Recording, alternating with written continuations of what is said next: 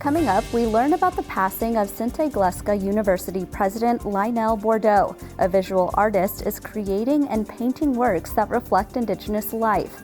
And she is fresh off of the Rugby World Cup stage. We're visiting with Kathryn Treder. I am Aaliyah Chavez. Join us for those interviews plus headlines from the ICT Newscast.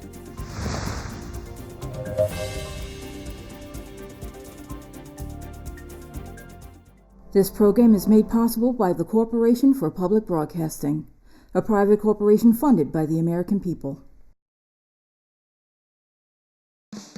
The Walter Cronkite School of Journalism and Mass Communication at Arizona State University is a proud supporter of Indian Country Today. Students at Cronkite News and Gaylord College at the University of Oklahoma cover Indigenous communities together. This important work is distributed by more than 100 news organizations. This collaboration provides a much-needed boost to coverage of Native American communities nationwide. Learn more at cronkitenews.azpbs.org.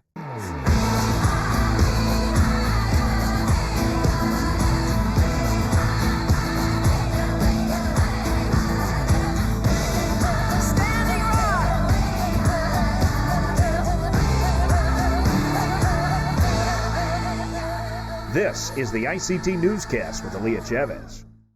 Amirawa Hopa, thank you for joining us.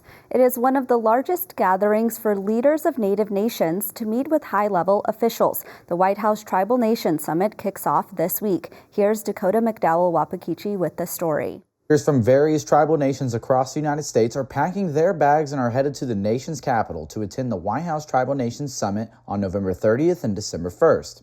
This comes nearly a month after the event was announced by the White House and the Department of Interior. The summit is a rare opportunity for officials from 574 federally recognized tribes to meet and engage with members of the federal government. Chairman Lawrence Spotted Bird of the Kiowa Tribe of Oklahoma will be among those in attendance this year. He told ICT what he is expecting. There's really no substance discussed of anything. But it's, I guess, a good gesture on the president's part to meet with the tribal leaders.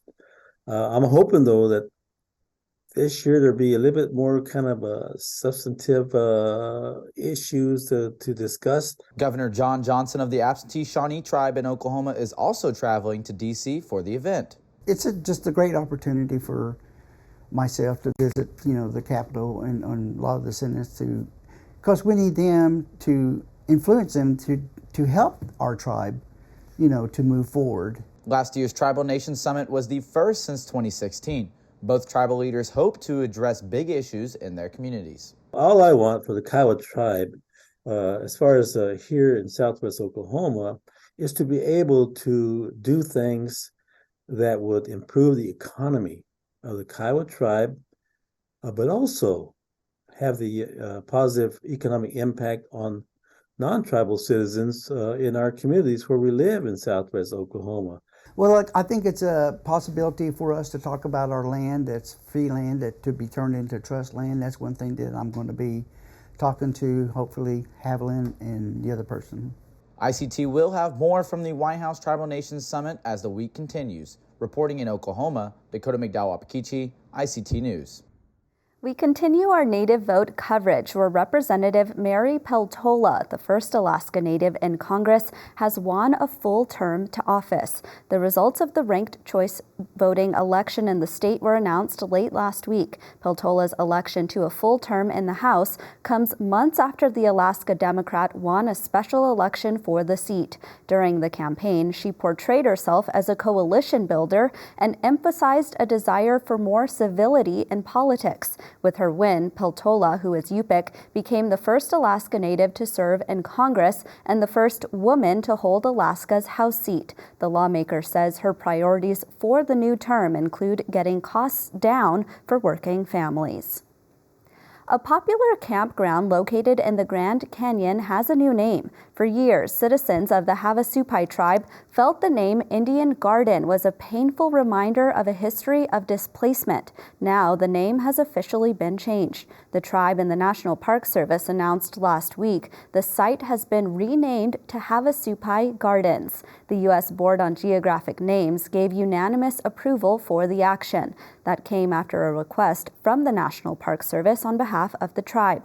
In 1928, the Park Service forcibly removed the last Havasupai resident from the area on the South Rim. Officials from the tribe said renaming the sacred place, quote, finally rights the wrongs, and called the action something that was long overdue. Now to Alaska, where a tribe has received a historic acquisition of land. The Bureau of Indian Affairs approved an application putting land into trust for the Central Council of Tlingit and Haida Indian tribes. This is also known as taking land into trust. It means the federal government holds the land for the benefit of the tribe, and experts say this is essential for self-determination. This is just the second FIDA trust acquisition since 1971's Alaska Native Claims Settlement Act, and also the first in 5 years. In India's eastern state of Odisha, the indigenous Adivasis people are continuing cultural practices in spite of a lack of support. The Adivasis follow a belief system that shares common threads with many ancient religions. Though they proudly practice their faith, India's government does not recognize it. Tribal leaders say formal recognition would help preserve their culture and history in the wake of the slow erosion of Indigenous peoples' rights. Along with acknowledgement, one advocate says he worries about how the 6 recognized faiths wholly assimilate Indigenous people. The moment they get diverted to other religion, their code gets changed. Their tradition, culture, system of their thinking, living, even their language, everything gets changed. So they become, in a way we can say, a face gets defaced. After the recent election of the first Indigenous woman to serve as India's president, many say they are hopeful that change is on the way. And those are the headlines for the ICT Newscast.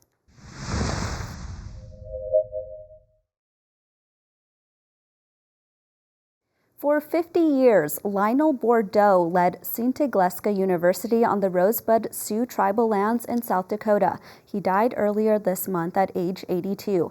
To reflect on his legacy and the tribal college movement is Cheryl Crazy Bull. She is the president and CEO of the American Indian College Fund. Welcome back, Cheryl. Thank you. I'm glad to be here with you and honored to be able to speak about President Bordeaux's legacy. Let's just jump right in here because he was known as the dean of the tribal college movement. And he was actually, for a number of years, your boss at Sinte Gleska. So tell us about your time there and the time that you got to share with him. Thank you. So that's my home reservation, the Rosebud Reservation in South Dakota. Sinte Gleska University was established in 1971. Lionel came on as president in 1973. I started working there in 1981. So I had over 40 years of him being a good relative and mentor. Sinte Gleska University, under his leadership, was really is a flagship institution of the tribal college movement.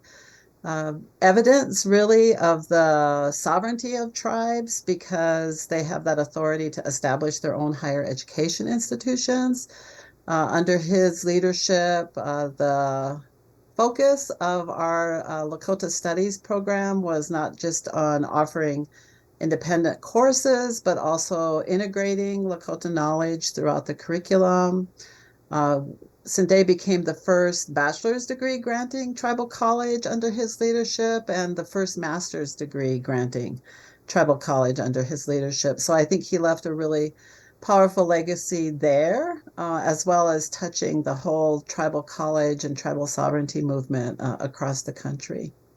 Can you maybe describe how groundbreaking it was to have an institution like Sinte Gleska at the time and to also have all of these core values of education that you're describing? Yeah, I think that many people don't realize just how revolutionary it is to be a tribe that establishes its own tribal higher education institution. President Bordeaux believed that, education touched everything. It touches all aspects of our life, from our infrastructure to our health, just the well-being of our communities. And he was able really through his, I think, perseverance and his compassion, his sort of, if it is to be, it is up to me, we're all in this together attitude. He was able to really ground the tribal college movement in tribal sovereignty. And I think at Sinte, that's just an example, actually, of an institution that really honors what it means to be tribally controlled and to support the priorities and the needs and just the wellness of our tribal communities. Maybe reflect on the high points of what a tribal college or university brings to a reservation and to tribal lands and communities. Yeah, a few things that I learned, I think, but I grew up on the reservation, and so I think that we grow up in the cultural practices and knowledge of our people. But what a tribal college does, and I think by extension, other tribal education institutions and environments, what they've done for us is mediate our cultural knowledge and mediate our cultural identity because it had been torn away from us. And we needed to have institutions that could bring cultural practice and cultural knowledge to the forefront because so much of that had been lost for many of our people, not all of our people, of course, but for many. And I think under Lionel's leadership and the leadership of others in the tribal college movement, that's basically what they did, right? They took action that used modern institutions and modern strategies to, we like to say, save the lives of Indigenous peoples, to transform the experiences so we didn't have to have a bad educational experience. We could have one where our identities and who we are as a people are honored and celebrated and taught. I think that is, the heart really of the tribal colleges. I think a couple, just in appreciation of President Bordeaux's legacy also, I need to mention the things that he had a lifelong commitment to. Tribal accreditation. He always felt that the Western accreditation experience that all of our institutions are required to go through in order to participate, like with federal financial aid. And so he felt like we should do that for ourselves. And that was real important to him. It was real important to look at the National Tribal University. And I think of the National Tribal University as emblematic of his commitment that we would share resources and we would share the expertise and knowledge. Not every tribe can have a law school. Not every tribe could have a medical school or a business school, but through his vision, he saw that we could bring all of our resources together and do that together. And then I think the last thing I would say about his legacy that is just invaluable is that he felt that educated Native people, grounded in our traditions and our languages and our cultural knowledge, that we could make tribal government work for us. And sometimes he couched that in terms of reforming tribal government, but I always felt that what he was really asking us to do was make tribal government be who we are in a contemporary environment. So he had a great legacy, and I'm really thankful that I knew him and get to carry on that legacy with him. Well, Cheryl, thank you for sharing all of these stories with us here today. We appreciate your time. Thank you. I'm glad to be here. Thank you.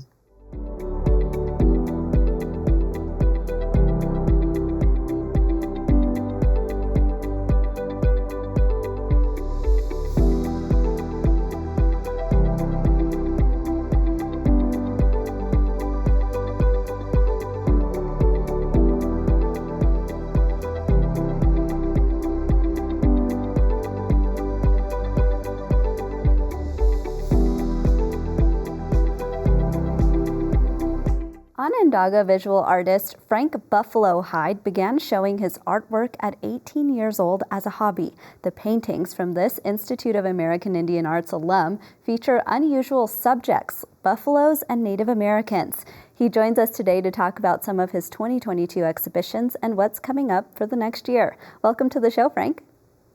Good morning. Thank you for having me. So let's just jump right in. Tell us about the beginnings of your career as an artist. Well, I have artists on both sides of my family. My mother is a modern dancer, and My father was a painter and then later sculptor. They met at the Institute of American Indian Arts, so I'm one of the IAIA babies, literally, creation of the school. And so growing up, I had art on both sides of my family, so I didn't necessarily want to be an artist starting out, so I was trying to carve out a different path, doing different things. Like I was a musician for, almost 10 years, and then slowly started to do some writing in college, and then I started, doing studio classes at the Institute, and got the bug of being a studio artist. What motivated you to start showing your paintings to the public? Really what it came down to is that initially when I looked in magazines, the work that I was seeing didn't really represent a contemporary existence, what I was going through as a Indigenous person. So I set out to make work that spoke to that.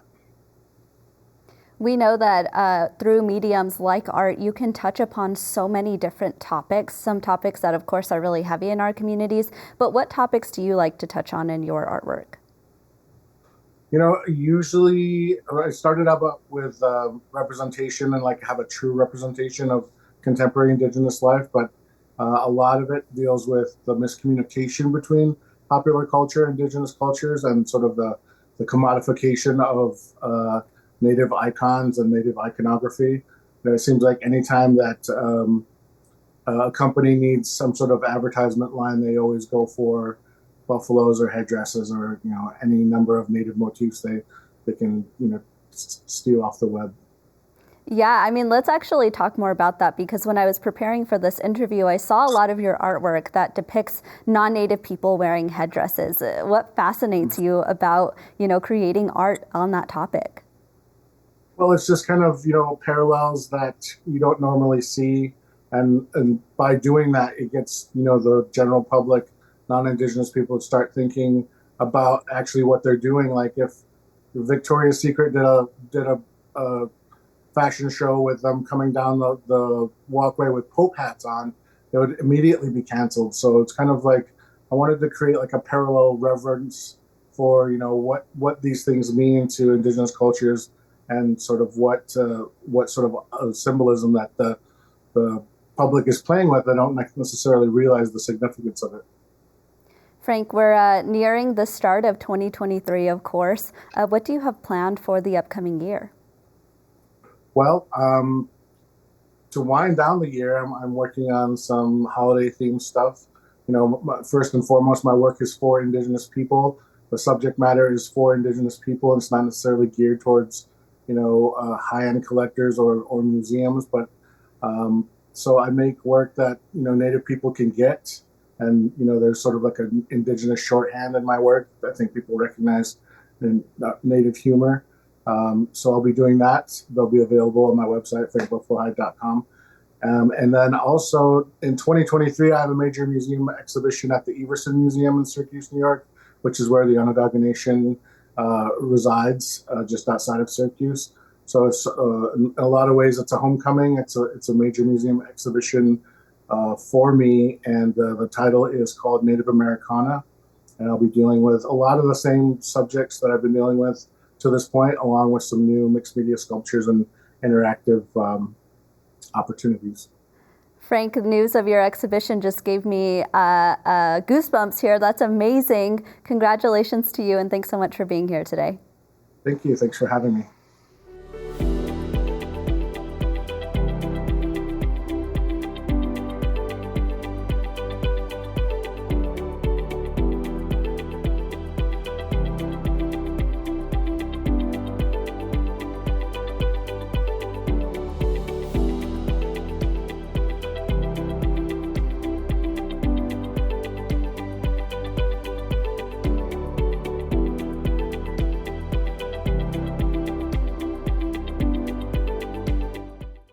I first met our next guest when I was just 18 years old and starting college at Stanford University. At the time, Kathryn Treder was thinking about trying out for the Stanford rugby team. Well, she not only did that, but she was a stellar athlete for the Cardinal. Fast forward, and Kathryn is fresh off of her first Rugby World Cup appearance. She was also recently given an award by the U.S. Women's Rugby Foundation, and she joins us now virtually. Hi, Kathryn.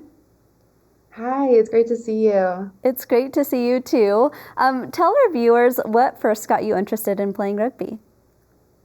So in high school, I was a wrestler and I also ran track and field. So I think, playing a contact sport wasn't new to me. Growing up in Alaska, I loved being active and I loved playing sports. I've always identified as an athlete. So when I got into Stanford, I was eager to find a new sport and something to, quench that competitive edge and that thirst to play sport. So when I heard that you could walk on to the women's rugby team, I was extremely interested.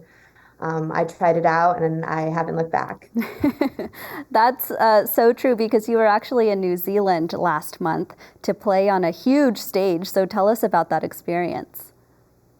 It was honestly a dream come true. As women athletes in this sport, we're not yet professional. There are some people doing really big things to work to make that sport professional in this country. So as women athletes, we make a lot of sacrifices financially. We put our careers on hold. We wait to start families. And we also train full time while working full-time jobs. So to make it to that event through all of that sacrifice and all that struggle was a huge accomplishment for me. And also just the opportunity to get to represent my people and the land and the place that I come from was an extremely rewarding experience. Was there a single moment that it hit you that you were playing in the Rugby World Cup? I think the opening ceremonies for me was when it really started hitting. Actually being there at the opening ceremonies with my teammates and all of the other teams that had qualified for the tournament, I think that's when it really started feeling real. Oh, I could imagine. You're also being honored with the 15 Under 30 award that's given by the U.S. Women's Rugby Foundation. What kinds of platforms are dear to you that caught the attention of the foundation? I think just giving back to the sport that has given me so much has been incredibly important. Rugby's opened up a lot of experiences for me. I've gotten to travel not only around the country, but also around the world. And so giving back has been incredibly important and uplifting the voices of people who may not have as big of a voice. And I think especially of the Rugby for All movement. There are some rugby federations and unions that are trying to ban the inclusion of trans siblings in the sport. And rugby especially, I think, is a sport where there is a place for everybody, regardless of your background, your body type, your size, your experience. I do believe that rugby is a sport for everybody. So including our trans siblings is something that's really important for me. I'm really curious, Kathryn, as you've continued on in this sport, how big of the Indigenous rugby community is present, not only in the U.S., but internationally? I think it's a really big sport in the Pacific Islands, which I think is extremely special. And that's something that I think those teams can bring to the forefront of their experience. And that's something that's been really cool to experience, especially at the World Cup. Yeah, I want to actually talk about advice for Native kids who might want to try a new sport like rugby. If you were talking to one of them and, had some words of advice, what would you say? I think rugby, especially for Indigenous youth in the US, isn't a sport that's terribly well known. So there is a little bit of a learning curve. I would say just be very brave, learn as much as you can, and be comfortable being uncomfortable in that sense. Kathryn, what's next for you now that you're, of course, recovering from your Rugby World Cup appearance? I'm looking ahead to play some more club rugby. I'm potentially looking to go play professional overseas, and just to continue playing. The next World Cup is in 3 years instead of 4 years because this last cycle was delayed due to COVID. So I'm already back training and looking ahead, hopefully, to another Rugby World Cup appearance. Well, Kathryn, I'm so proud of you. One of these days when you're on the next World Cup, I'm going to get a shirt and I'm going to wear it on air and I'm going to say, go, Kathryn. Thank you so much for being here. Thank you. And that's a slice of our Indigenous world. For all the latest, visit ictnews.org. From all of us in the newsroom, stay safe, my relatives. Sometimes you got to take a stand just because you know you can. Oh, you got to run, you got to run.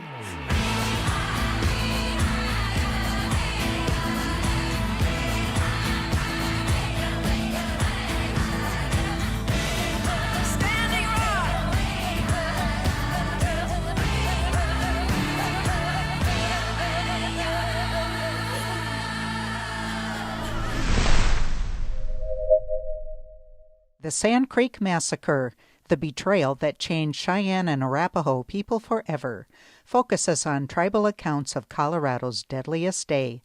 Exhibition details at historycoloradocenter.org. This program is made possible by the Corporation for Public Broadcasting, a private corporation funded by the American people.